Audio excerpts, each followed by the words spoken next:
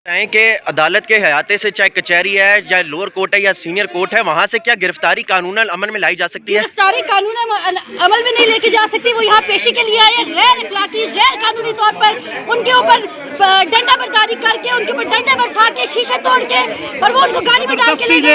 एक वकील को उन्होंने बाहर नहीं निकलने दिया। ये दहशतगर्दी है, ओपन तौर पर उन्होंने गिरफ्तार किया है। आप याद रखिए, आप पूरे पाकिस्तान में पूरे मुल्क में नहीं छीन सकते। किसी सूरत में हम इसको बर्दाश्त नहीं करेंगे। इनके सामने पाकिस्तान की आवाम बर्दाश्त नहीं है। हम इनकी दहशतगर्दी नहीं चलने देंगे।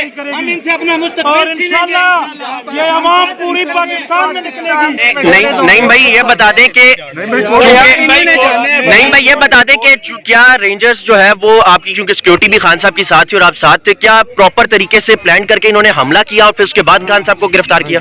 I am sorry for that. मैंने उन रेंजर्स को देखा, मैंने कहा आप लोग पुश क्यों कर रहे हो? जब हम कॉरिडोर में एंटर हुए उसके करीब बायोमेट्रिक वाले एरिया में, मैंने कहा आप लोग पुश क्यों कर रहे हो? हम सिक्योर कर रहे हैं। मैंने कहा इस तरह सिक्योर नहीं किया जाता। उसके गार्ड भी आगे गिर रहे हैं, आप लोग ऐसा क्यों कर रहे हो?